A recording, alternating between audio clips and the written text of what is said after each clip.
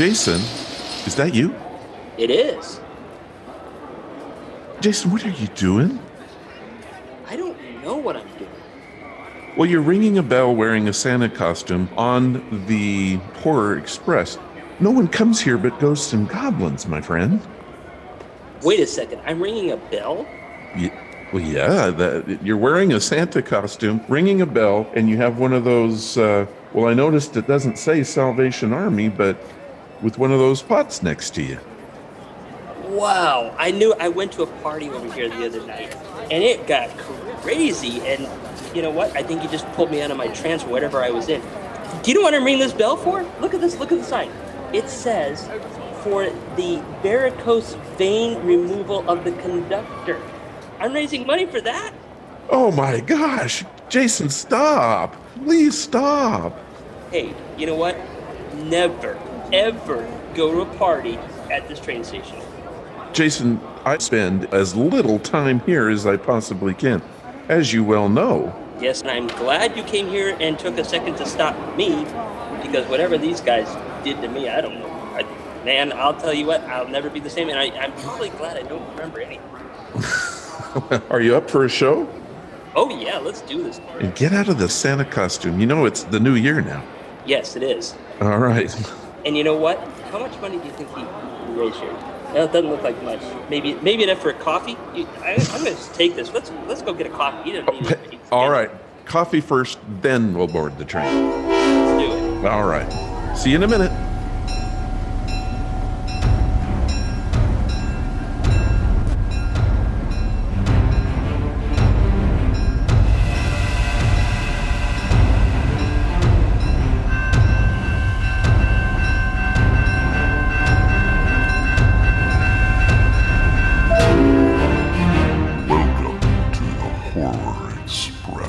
The train ride that hopes to thrill you a little and chill you a little. Patience as we pull into Death Station.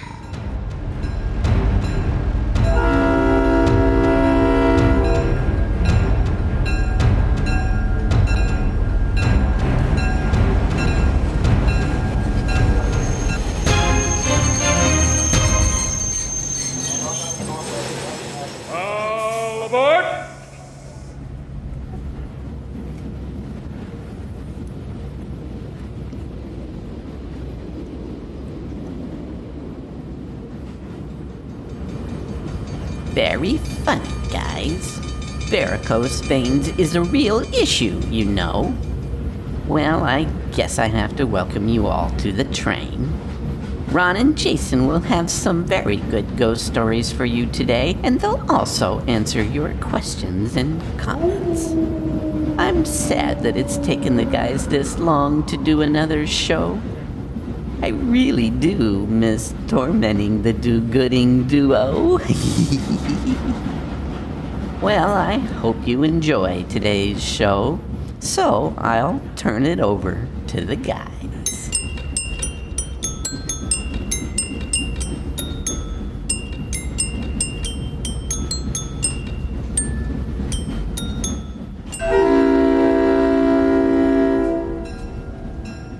Well, Jason, I see you're in normal clothes again, and I'm glad to be back on the train. Me too, and I am so glad to be out of that ridiculous-looking thing. Well, it wasn't a normal outfit. It didn't look like Santa. You know, I saw a movie a while ago, something Krampus or something like that. You know anything about that? Yeah, and I think he was in the party last night. But anyways, yes, you know, this really made me wonder about Christmas because, you know, it actually has some really dark history to it. It's not like your typical what you're used to with just Saint Nick, and that Krampus is actually a really crazy thing. Now, from what I understand, the Krampus is the alter ego, so to say, of Saint Nicholas. Here's the definition of it. In Central European folklore, Krampus is a horned anthropomorphic figure described as a half goat, half demon, who during the Christmas season punishes children who have misbehaved, in contrast with St. Nicholas, who rewards them with gifts. So could you imagine what this thing is? It's a half goat, half demon that comes out and completely terrorizes children that were bad. So I guess that's why it says in all these Christmas carols, you better be good for goodness sake, because you know what? If you don't, you're probably going to get the Krampus. And isn't that horrifying, just thinking about that? And I mean, you can picture that in your head. You know what a demon looks like. You know what a goat looks like. Blend them together, that's the Krampus. Well, and if you look just in general lore, goats are usually considered part of the denomic culture as a whole. Goat's blood, goat's heads, all of that is definitely denomic. And it definitely plays a big role in old Europe. Even goats were one of the main types of livestock that they used to grow anyways. Well, now you were telling me something about Christmas stories in Krampus. What was that about? Well, I didn't. The movie itself doesn't have so much the Christmas stories, but have you ever heard a Winter Wonderland song where it goes, we'll be telling ghost stories of tales and the glories of Christmases long, long ago? That made me wonder, why do we actually tell ghost stories during Christmas time? I mean, what's the purpose of that? It's supposed to be a time where you're celebrating its goodwill towards men. It's a holy year. It's a holy day for most religions. Yeah. And yet we're talking about ghost stories. So I kind of did a little research in that too. And this came from also Central Europe, because a lot of this is pagan. There's a lot of pagan rituals that went along with this. And obviously before TV and radio and everything else, when people would get together, they liked to tell stories that would interest them. And they would talk about sometimes their past ancestors who were passed away. And that they would say, they would come and watch you and stuff like that. So you have the typical ghost story inside of it, of just your ancestors and coming together. But it was also a form of entertainment before the time of TV and radio. I mean, you see like in old, in the Scrooge Christmas Carol, when they go to old Fezziwigs and he's over there and they have like the violinists and they're dancing and stuff like that. They did stuff like that. They played games, but they also told ghost stories, and that was their form of entertainment, which is pretty interesting. Well, and I'm going to add to that in that on the podcast 2 weeks ago, I had a Christmas story from a family that each family member is required to bring a ghost story to Christmas Eve to read. So it is a tradition in families that has continued. It's not something that is dead. It still goes on today. Families get together and tell scary stories at Christmas time. And it probably doesn't even have to be about a ghost. It could just be something scary. Yeah, why not? Anything. Or a lot of times there's been some creepy stories that have happened at Christmas time. It seems like Halloween at Christmas time, the veil is thinner. It is. I have 2 stories that the listeners have sent in that I held for this podcast. So you're telling me we're going to actually do this tradition, which I've never been a part of anywhere before. So we can actually have fun telling their ghost stories and our ghost stories? I'm going to read 2 ghost stories from our listeners. Oh, this is going to be so much fun. I think it is. I think it's going to be a lot of fun. Shall we jump in with one right now? Let's do it. I got my eggnog ready. I got my relaxing clothes on, and I'm ready to hear some stories. The only thing I apologize about is that this is the new year, but hey, technically, it's still the Christmas season. It is. All right. Well, this first story that was sent in comes from Scarlett Hasten from Bridgeport, Connecticut. Now, I actually had the opportunity to do a chat with Scarlett on the phone personally, and I got to tell you, Jason, I believe this story. If you would have heard her tell it, she wouldn't come online. She didn't want to do that, but she wanted her story told. And when she tells it, you literally feel chills up and down your spine. So what do you say we get into it? Oh, let's do this. All right. I had an unusual visitor on Christmas Day, 2008, and I'm pretty sure it wasn't Santa Claus passing by my house in Bridgeport. The day started in a typical fashion with opening of gifts around the Christmas tree. I served an early Christmas dinner for family and friends, and everyone departed by 5 p.m., except for my sister and brother-in-law, who were staying with me. They were asleep in the bedroom at the end of the hall with the door open. I went to my bedroom with my dog Toby and shut the door securely. I was just dozing off when I heard the latch on my bedroom door open. I waited several seconds for my sister or brother-in-law to ask me whatever they came to say, but there was no other sound.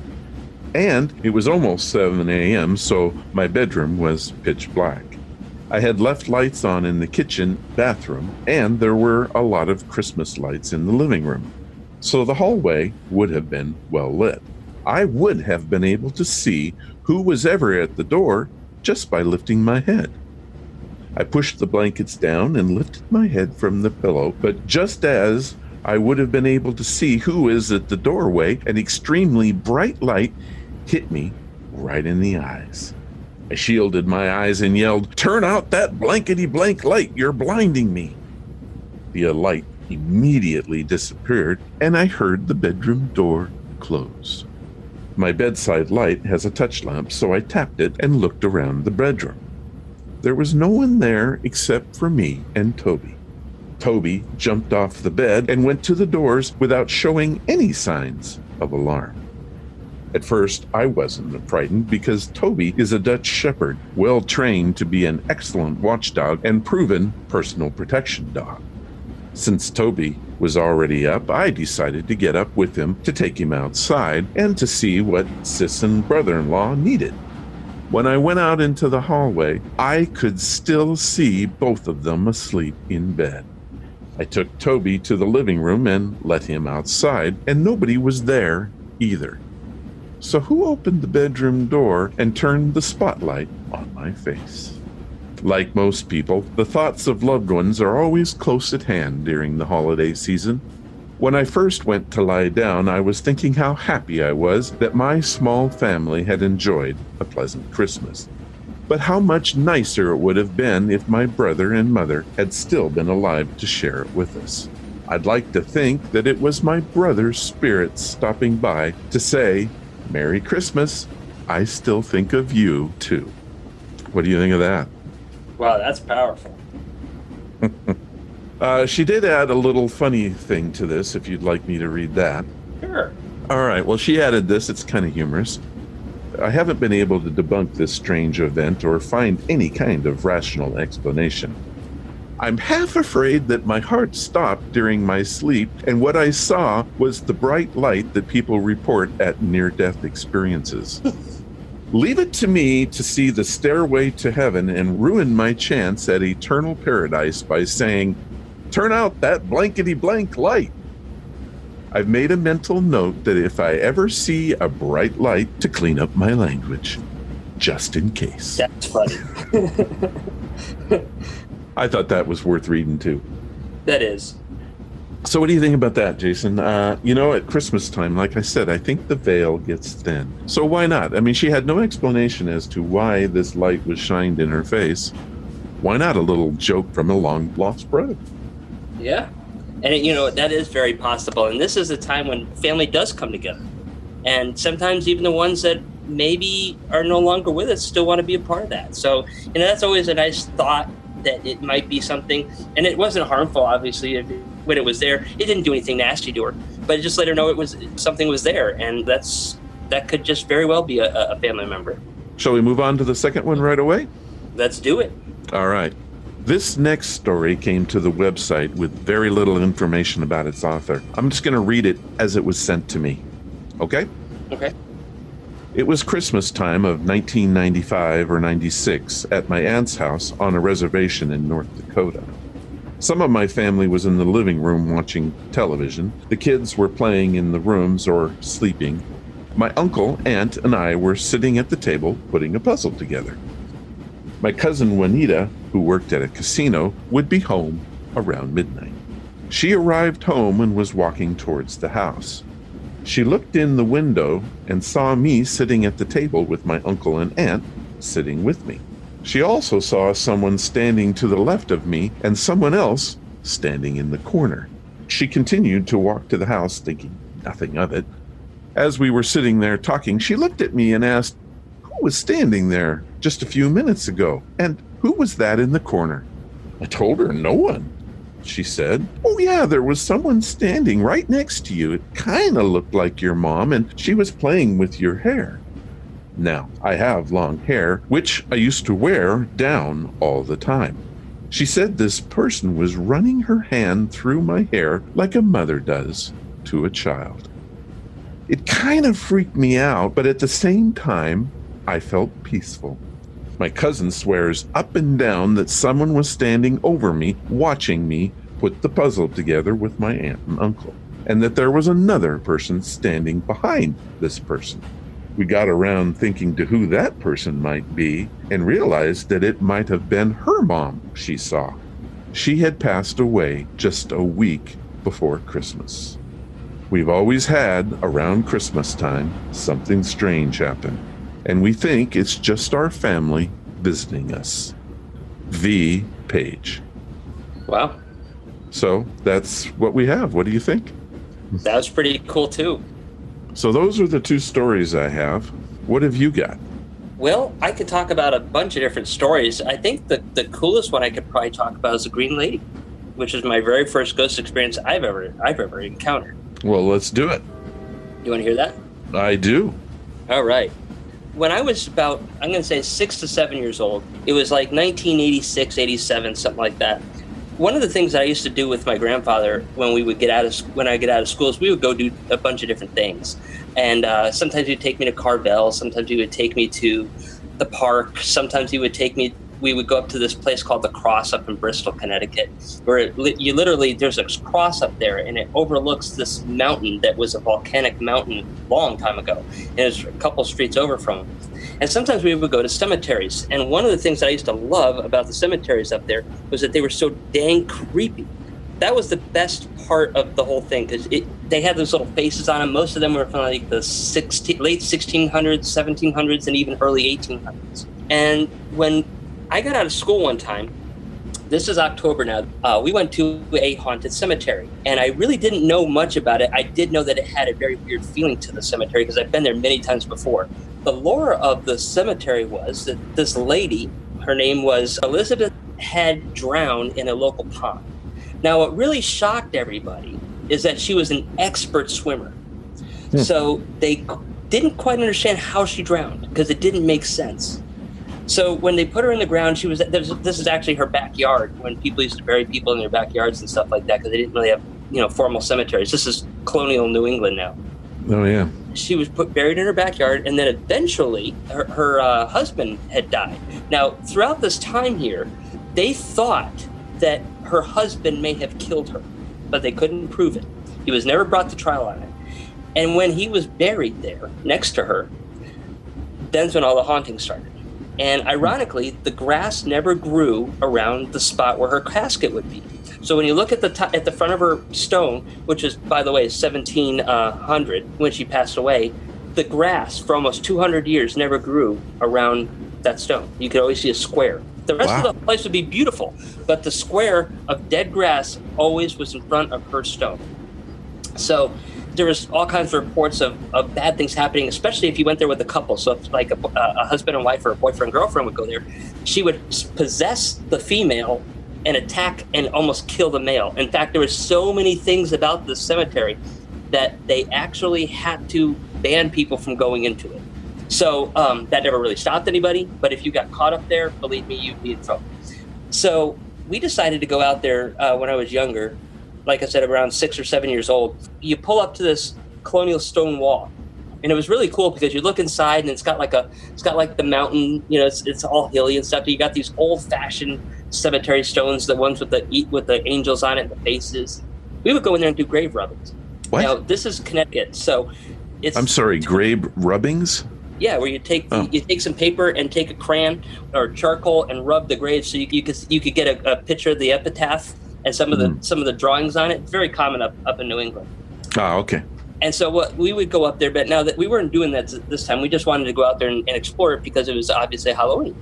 So I get out there and it's 2:30 in the afternoon, and at 3 o'clock up in New England around October, November, it's dark because the sun sets so early because it sticks out. Sure. So we're out there. It's dusk. The sun's setting, And when it crossed this colonial stone wall, you get this blood rush feeling, like if you've been laying down too long and you stand up and you get that really woozy feeling. That's how I always felt when I go into this place, and still do to this day. And it was really cool because we were in there for a little bit, and then we decided to go home. So as we got out, we got past the wall, and where Elizabeth Stone is, it's almost right against the wall, maybe 7-8 feet away from the wall. And that's where we had parked our car. So I went over there, and as I went to go to the car, I had this really weird feeling. It's like time stood still. Everything went dead quiet. I could not hear any of the trees rustling or the wind going through it. And it was a windy day that day. It was cold too. I didn't feel any cold either. It's just like I didn't know where I was. And I turned around and I looked at the cemetery, and I could see this green mist appearing out of the stone for the Green Lady Cemetery, the one that supposedly haunted it, Elizabeth. And when it got out, it completely turned itself into a actual human figure. It was a female. Period clothes of 1700s, late 1600s, maybe early 1700s, in that general range. She was beautiful, and she got up and she was floating. She had no shoes on, and she would walk around her stone, looking like kind of like happy, not knowing what's going on type of thing, just there. And then she saw me, and I made eye contact with the ghost. And then she pointed her finger at me and floated right up to the wall. When she got to the wall, she looked down, realized she could not leave the wall, and just looked at me and then disappeared. And as soon as she disappeared, time came back to the way it was supposed to. I felt the cold. It was dark outside. I could see all of that. I felt different. I never felt the same after that. And I wasn't scared when I saw the spirit, but I didn't quite know what just happened. And unfortunately, my family did not talk about ghosts. It was, pretty much off limits to talk to ghosts. So I had no idea what happened. And I could not validate anything. I went to my church. They told me if I talk about it again, I'm getting expelled. I couldn't talk to my friends. The pastor said it doesn't exist. And it wasn't until 1996 when I got my answer. Now, this is still way before computers and were very common in the internet. So I see this book called Famous Ghost of Connecticut sitting on my aunt's coffee table. And I open it up, and there it is. There's a story about the Green Lady Cemetery. And what I saw was the exact same thing that people have been seeing for 200 years. So it wasn't just me that saw it. Other people have seen it, reported it. They were considered crazy. But when the ghost lore started to take effect and people started appreciating it more, they wrote this book about it. And it was the first time I had validation that ghosts exist. And I knew for the first time in almost 25, 26 years that I wasn't crazy. Was there any photo evidence involved in this in the book that you read? There really wasn't too much evidence, but they kind of showed the picture of what she looked like, because they do have that of when she was alive, and they had the cemetery. But it was basically a thing about eyewitness accounts that have happened throughout the years. And only a few of them differed from mine, which is pretty interesting, because when I was 6 years old, I can't make that up. That's what everybody thought I was making up. Everybody thought I was making that up because I was young. But I never even knew about those other people. And in fact, until that day, I didn't know it was haunted. I knew that there were some crazy things in there and it was scary, but I didn't know what a haunting was. So I shouldn't have been able to know that. And you consider yourself a sensitive, not necessarily any medium, but you consider yourself sensitive. Is that right? Yeah. I mean, I've been told I'm a lot more than that. I have had some pretty interesting experiences. I've had some psychic type experiences, and I've also had some just empathic type of experiences. So I've experienced it all. But at the time, I didn't know what any of that was. Sure. I'm 6 years old. I mean, half the people don't even know what death was. That was kind of where I started learning about death, and that's why it scared me that all these people were underneath the dirt. But I didn't quite understand what a ghost was. I just knew that there were people under there and that they were no longer moving and breathing. Wow. So it was just really cool to be able to see something that for almost 20 years, I didn't have any type of validation to my story. I never saw any of these other people's accounts of what happened. Well, that must have been a release for you.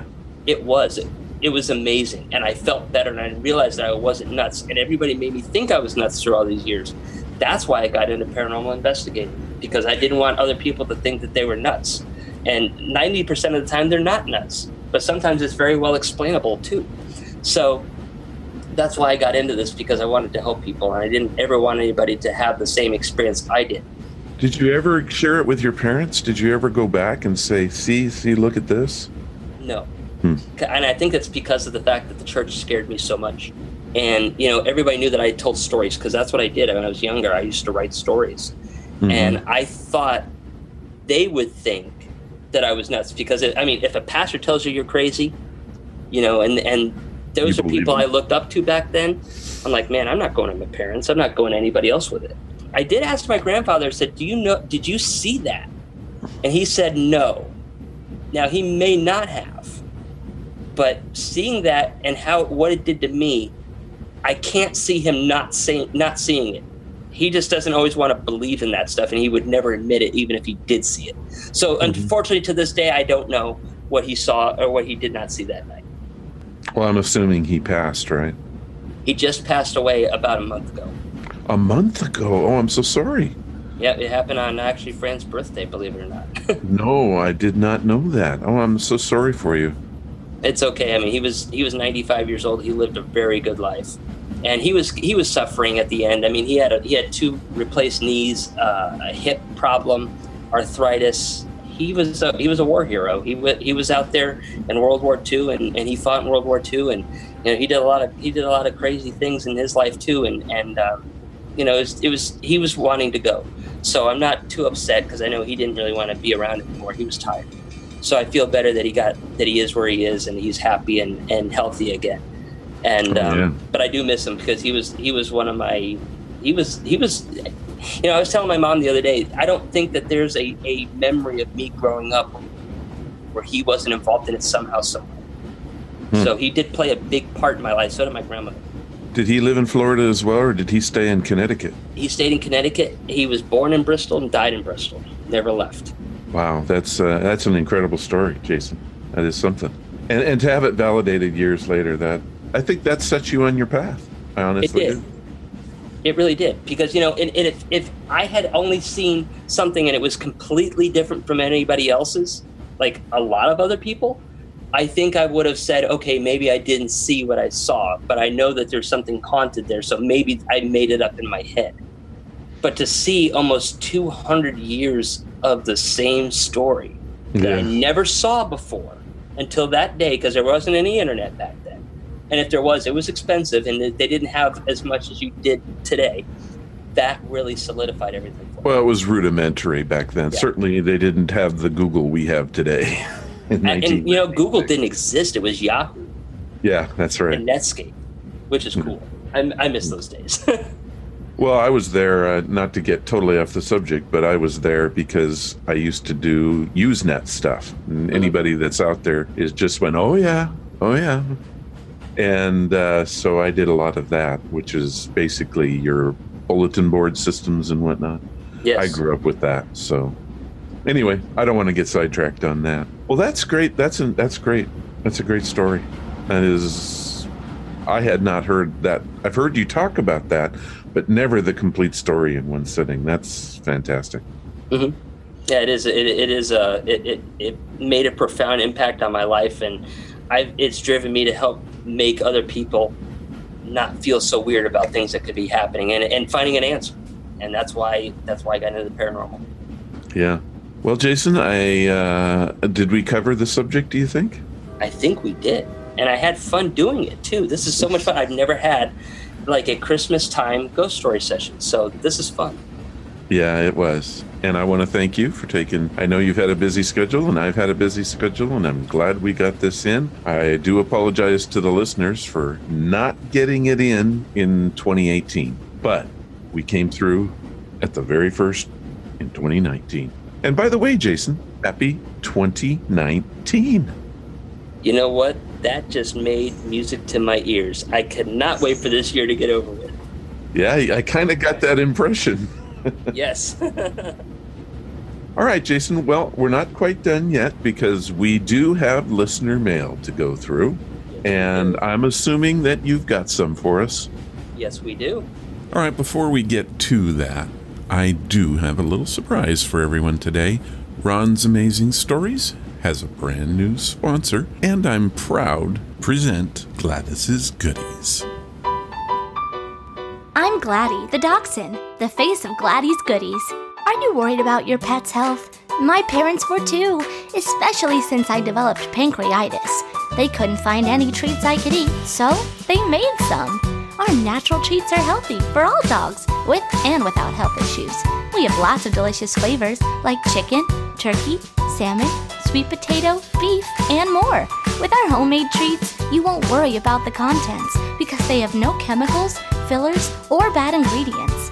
Go to GladysGoodies.com now to get your fur friend a bag and pick them up some swag while you're there. You'll be glad you did.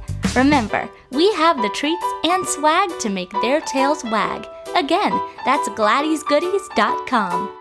Again, that's GladysGoodies.com. I want to thank Gladys Treats for joining the Ron's Amazing Stories family. And now, back to the show.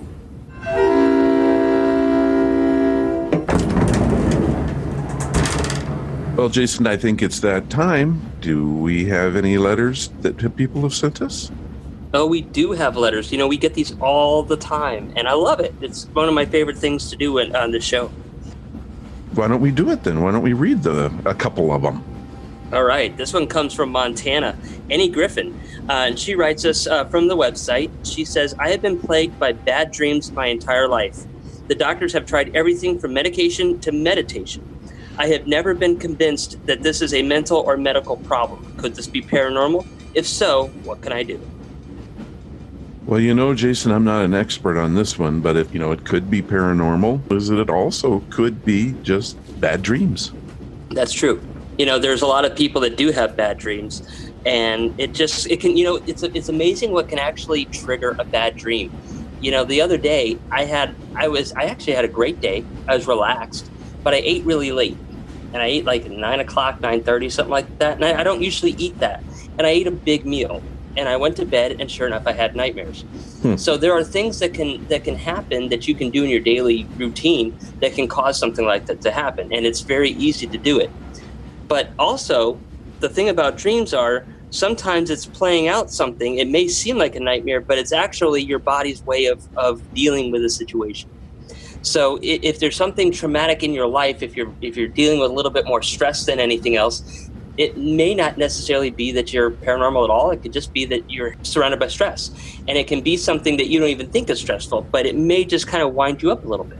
But sometimes they're actually something that could be read and interpreted. Like, I used to have this dream when I was younger, and I still have it now today. I'm in the house, and I see a tornado coming. And you always have to go downstairs. You can hear the thing ripping around outside. You don't know what's going to happen. You don't know if the house is going to get tore up. And you come upstairs, and you realize when it's gone that, wow, everything survived. And then you see another one, and you see another one, and you see another one. And it keeps happening. And nothing ever happens to me. But I just keep seeing this, and it's the most horrifying thing in the world. And I found out that tornadoes mean that you're dealing with stress and uncertainty, and things are just out of control. And that's your body's way of saying there's a lot of stuff going on, and you're trying to deal with it.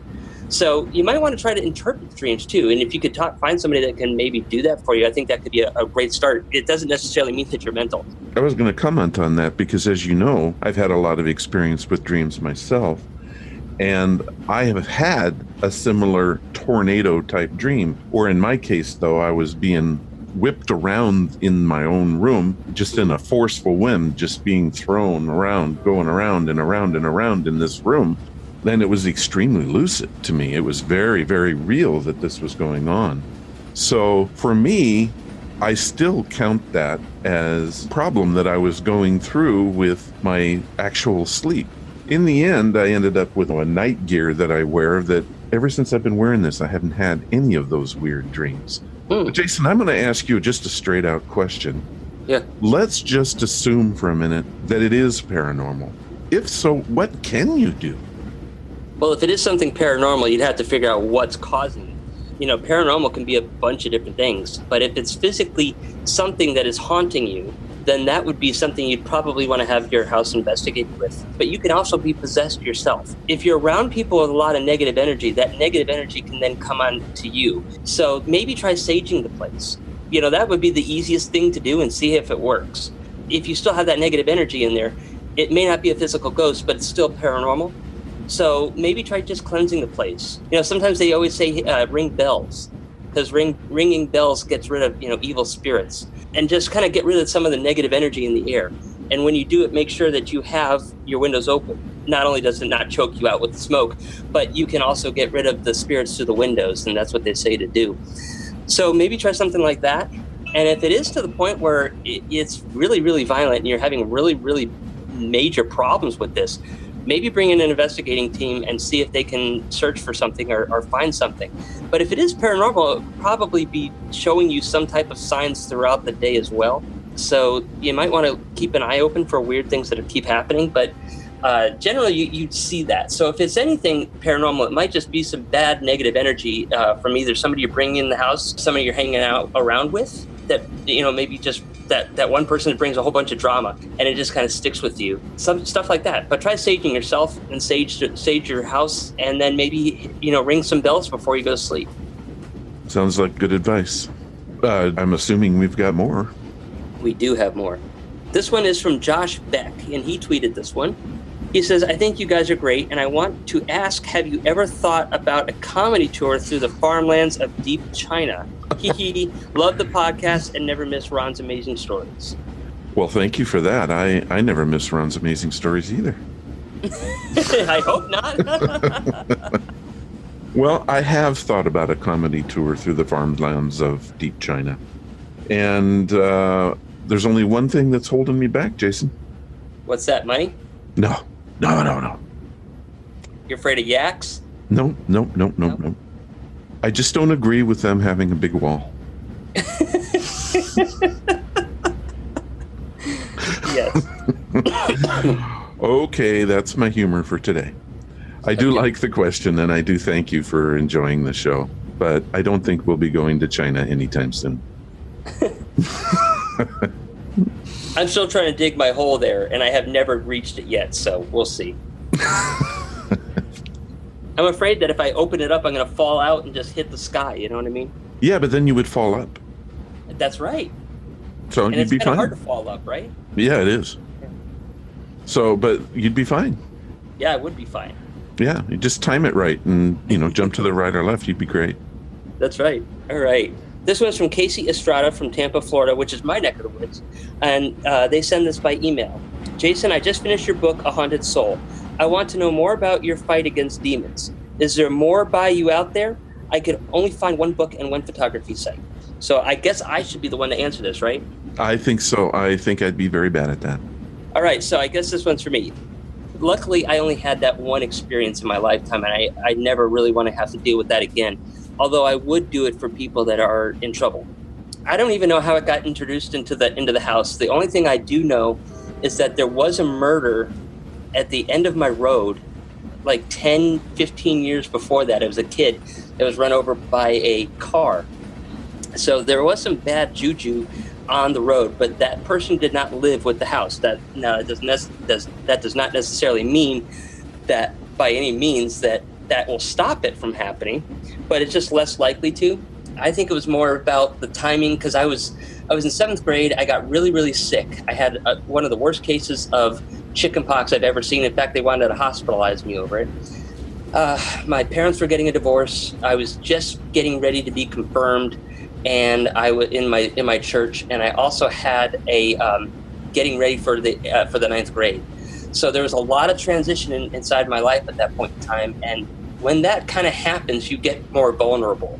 Even though you're excited about it, and I really wasn't scared about anything that was coming up, there was just so much transition and so much change that I think it introduced it, and I was vulnerable. And generally, I found that when demons come into your life in any way, shape, or form, the only way that they can deal with you is through your own will. You know, if you give into whatever they throw at you, then they're able to take you over. And when you're most vulnerable, it's the times when you usually give in the most.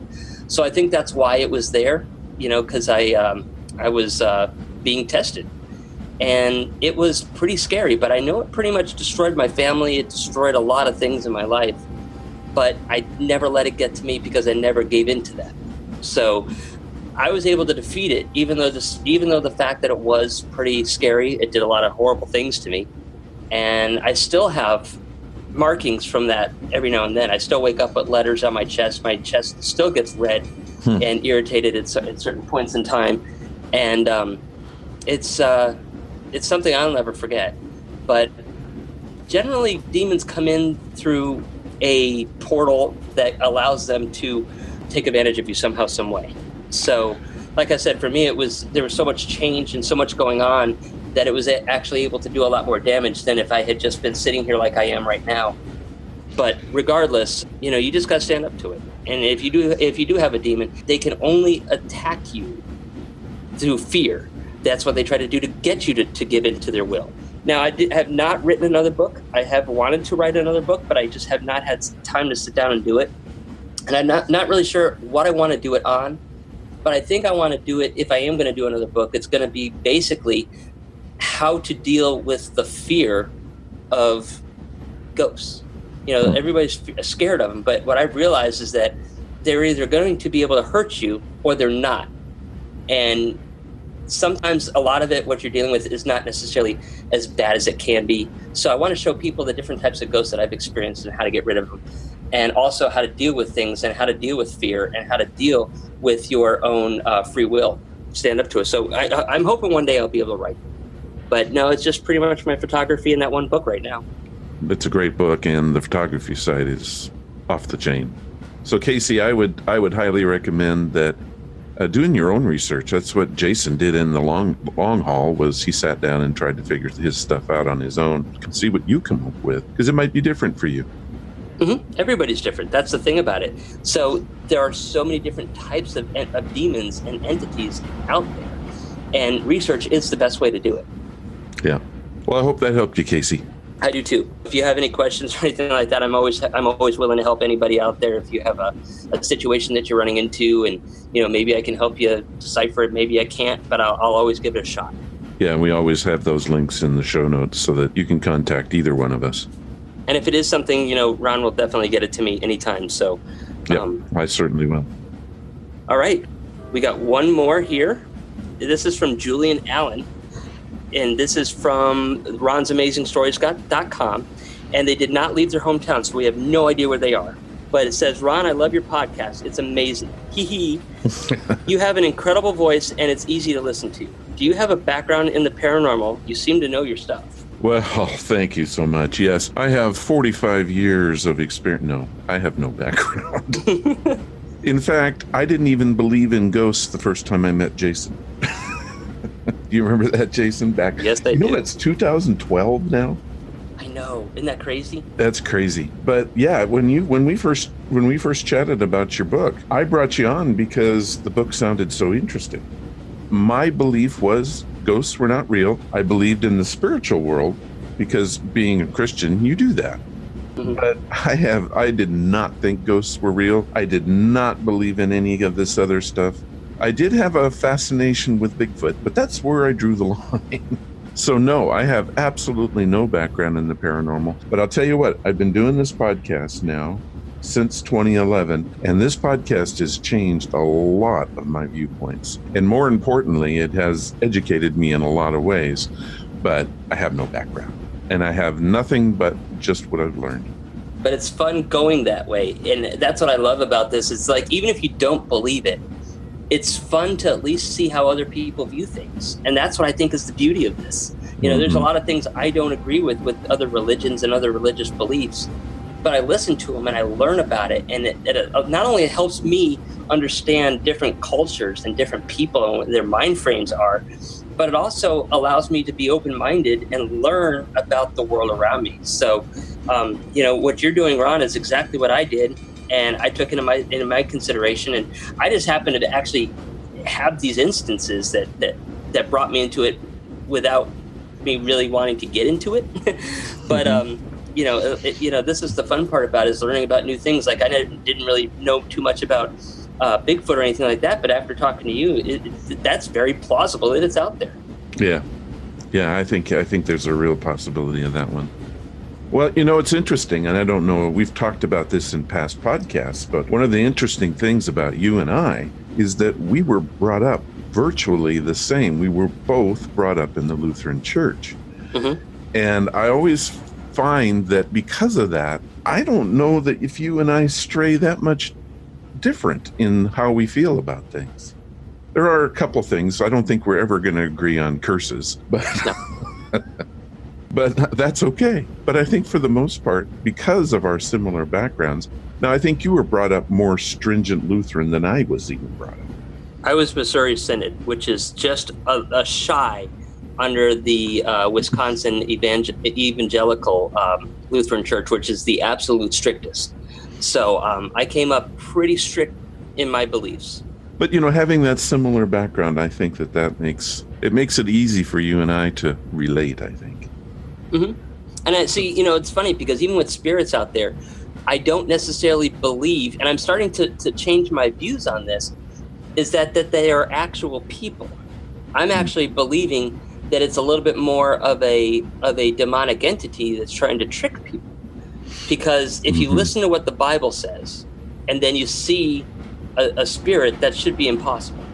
Now, either the Bible's wrong, or I'm wrong. But I still believe that it is something out there to try to doubt your faith. Now, I don't know how heaven works. I don't even want to know how heaven works. I just know I want to be there someday. But I do know that there are spirits out there, but I cannot guarantee that they are actual human spirits. I can't prove that. What I have seen, it looks like human spirits. I can't prove it.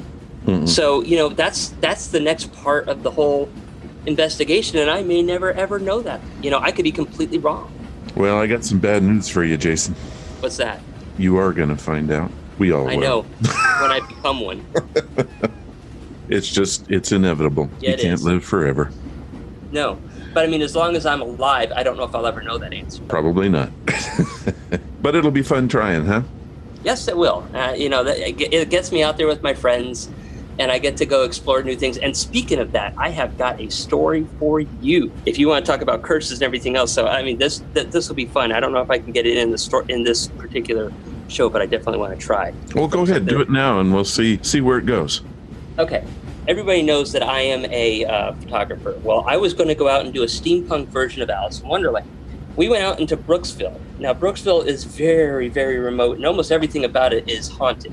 So we were looking for woods that we could be in that wasn't completely overgrown, because it's not very well manicured out there, to tell you the truth. It's either too manicured or it's jungle. So what we wanted to try to do is find something that was a little bit more rustic, not enchanted. And so we decided to go at this. There's a black cemetery out there, and it is extremely haunted. And we decided to go out into the woods behind it because it has been worked out a lot. It is somebody's property. It's a big farmland, but it still has that mystique of your typical Alice in Wonderland. So we get out there, right? And it was just last weekend, just last Saturday. We're going down through the cemetery. Now, this cemetery has had everything in there. They've had people they do satanic rituals there. They have dug up the people. They have done some horrible things to this place. So it's really got a weird vibe about it. We're going out there, and we run into this trash bag. And in there's a little bear and some things that I think people put on the graves that somebody went and picked up and threw away just to be a dick about it. So I was like, wow, that's really weird. And I look down and I see this jar, and it's halfway into the ground, and there's all this other trash around here. I was like, why is this jar like that? So I picked it up and I'm like, hey, look, there's something in there. So I pulled it out, I shook it, and it looked kind of like a rose at first. And then I leaned it to the front because it still had it was like really moisture condensated on the inside of it. And I realized it's a damn voodoo doll. My God. Not to say it like that, but it was. Well, I'm going to bleep that. It was an actual voodoo doll. And I realized that they put it in the ground for one of two reasons. One is to solidify and contain the spirit and get it angry enough that it goes out and actually does the damage it's out to do. Or people that are cursed or think that they're cursed put the energy into the voodoo doll. They're supposed to take it to a cemetery and bury it to contain the spirit and get it away from their lives. So I either did one of two things. I either really pissed off a nasty demon, or I just released it back to this poor guy or girl somewhere, and they're not going to be very happy for Christmas.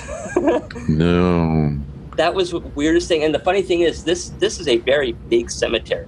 The likelihood of me going right over there and finding this voodoo doll in the middle of a cemetery surrounded by woods and overgrown brush to get into it, it's almost like it was calling me there, and I don't understand why. Jason, does creepy just follow you around? It does. It does. And actually, it's really cool. I didn't take a picture of that particular thing that night because I didn't really want to attach that. And it can be attached inside of a photo if you take it. But we went to this other place that's haunted. We found a doll with a screw out of its head. And we found some other weird things that happened that night. And so that's all on my Facebook page. It was tagged to me by my friend Kimberly, who also is a ghost hunter with me. So if you want to see some of those pictures, you can. Oh, I'm not sure I do. I try to protect myself when I can because, like I said, I do believe in a spiritual world. And I am not really wanting to play with it. No, and I'll tell you what, it does. Even if you don't believe in curses, when you find something like that in the middle of a cemetery that is known to be extremely haunted, and it will send chills up your spine. Jason, you sent chills up my spine telling me this. So no, I have no doubt that that's the case. Well, Jillian, did hope we answered your question. I think we went a little long on it. But I hope we answered your question. I do not have a background in paranormal. I think that's the farthest we've gotten off topic. Yes, it was. We really got off topic. But it's okay. It's fun. Yeah. Do we have any more? We have one last one. Oh, I think I know about this one. And it's a repeat from the last show. And it's from @TonySpears on Twitter. And he writes, "Roses are red, violets are blue. You think what's happening next? Nope. Please do more Horror Express podcasts." So, it does not rhyme. It does not rhyme, but it is something that we're trying to figure out, and it hasn't been easy. I'm going to be honest, it hasn't been easy to do it. All I want to say about it is that Jason, he lives in Tampa, Florida, and I live in the outskirts of Portland, Oregon. It's tough for us to figure it out because our schedules are so different. We got 3 hours apart. But we are going to do them, and this is proof that we haven't given it up. It's not really so much my schedule that got me, guys. This has been a horrific year by all means that I've never had a more devastating year than this year. So it has been like every time I turn around and I think I have a chance to breathe, something else has taken me out. And I hope that 2019 is not like this because I would love to do more of these. I'd much rather be doing this than dealing with what I happen. If this thing settles down, I think we'll be seeing a lot more of these really soon. Yeah, I agree. And they are so fun to do. All right, Jason. Well, I think that we've done enough for this podcast. And we certainly gave Jillian an answer that she wasn't expecting. So I say we call it quits right here. What do you think? I think that's good. And we'll definitely have to come out and do another one real soon. All right. Well, I'm going to ask the conductor, who has been very gracious today. I haven't seen any hiding or hair of him. When he's not seeable, that's the way I like it. So I'm going to turn it over to him. Do you have anything last that you want to say, Jason? No, except for, have a great new year coming up. All right. Thank you, Jason. Thank you, Ron.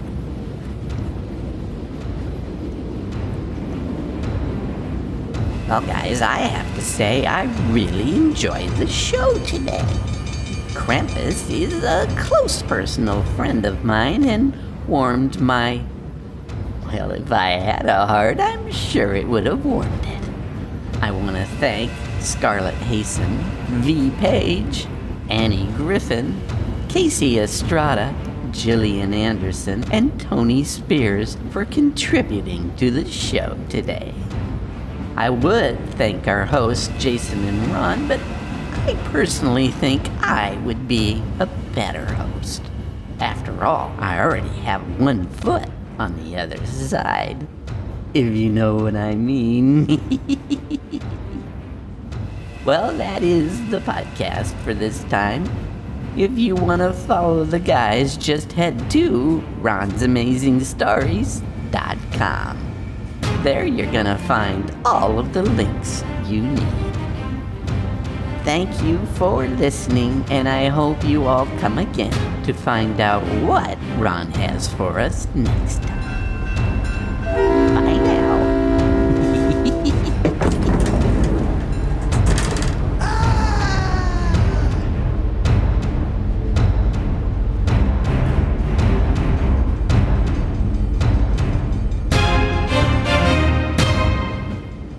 All of the vintage audio used in the podcast is believed to be in the public domain. Ron's Amazing Stories does not own the rights to any of the old-time radio used here. If you hold the rights to any of the shows played, please contact us immediately at ronsamazingstories.com.